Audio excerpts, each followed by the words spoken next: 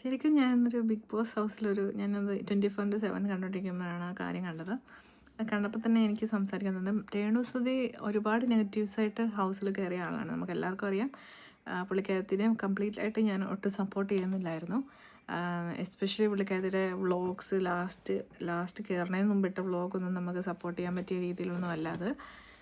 പക്ഷേ ഇന്ന് ഹൗസിൽ നിക് നെയിം ഓരോ കണ്ടസ്റ്റൻ്റ് നിക് നെയിം ഇടണമെന്നുണ്ടായിരുന്നു. അപ്പോൾ അക്ബർ രേണുസുധീനെ വിളിച്ചത് സെപ്റ്റിക് ടാങ്ക് എന്ന പേരാണ് നിക് നെയിം കൊടുത്തത്. പക്ഷെ അത് ഒട്ടും നമുക്കൊരു ഒരാളെ ബഹുമാനിക്കുന്ന അല്ലേ, നമുക്ക് പറയാനായിട്ട് ഒരുപാട് കാര്യങ്ങളുണ്ട്.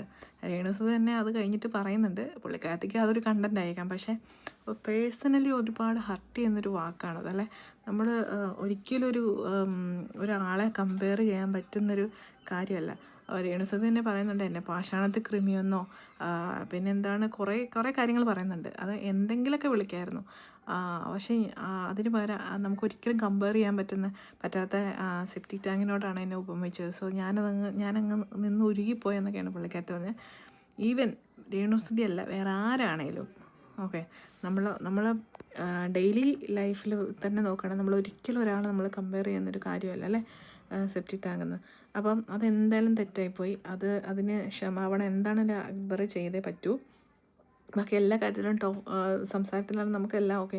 അക്ബർ നന്നായിട്ട് സംസാരിക്കുക, നല്ലൊരു പാട്ടുകാരനാണ്, അനുഗ്രഹീതനായ പാട്ടുകാരനാണ്. അപ്പോൾ ഒരിക്കലും ആ നാവിൽ നിന്ന് അങ്ങനത്തെ ഒരു വാക്കൊരിക്കലും വരരുതാത്തതായിരുന്നു. അൺഫോർച്ചുനേറ്റ്ലി പുള്ളിക്കാരൻ അങ്ങനെ പറഞ്ഞിരിക്കുന്നു. അപ്പം എന്താണെങ്കിലും ഒരു പബ്ലിക്കിന് മുന്നിൽ പുള്ളിക്കാരനൊരു ക്ഷമാപണം നടത്തണം. എനിക്കറിയില്ല ബിഗ് ബോസ് അതിന് നടപടി വേറെ എന്തെങ്കിലും എടുക്കുമോ എന്നൊന്നും അറിയത്തില്ല. പക്ഷേ മൈ പേഴ്സണൽ ഒപ്പീനിയൻ അത് ഭയങ്കര മോശമായിപ്പോയി.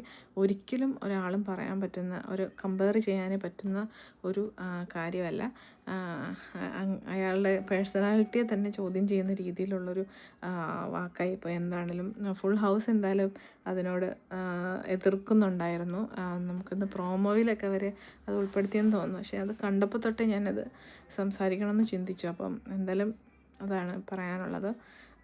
ഇതുപോലത്തെ ഒരു വാല്യൂ ഇല്ലാത്ത കണ്ടൻസ് ഒന്നും മീൻസ് വർത്താനങ്ങളൊന്നും, അതായത് ഒരു റിഫ്ലക്ഷൻ, സമൂഹത്തിൻ്റെ റിഫ്ലക്ഷനാണ്. അപ്പം പുള്ളിക്കാരൻ മേ ബി അത് നോർമൽ ലൈഫിൽ ഉപയോഗിച്ചിട്ടുള്ളതോ അങ്ങനെ വല്ലതൊക്കെ ആയിരിക്കാം. അപ്പോൾ നമുക്കൊരിക്കലും ഒന്ന് ഫോളോ ചെയ്യാൻ പറ്റാവുന്നൊരു എന്താ പറയണ ഒരു ആറ്റിറ്റ്യൂഡോ ഒന്നുമല്ല അത്. അപ്പോൾ എന്താണേലും ഇതിനെ ബിഗ് ബോസ് എന്തായാലും ചെറിയൊരു പണിഷ്മെൻറ്റെങ്കിലും കൊടുത്തേ മതിയാവുള്ളൂ ഇങ്ങനത്തെ പുള്ളിക്കാരൻ ഇങ്ങനൊരു വാക്ക് ഉപയോഗിച്ചതിൽ. അത്രയേ ഉള്ളപ്പോൾ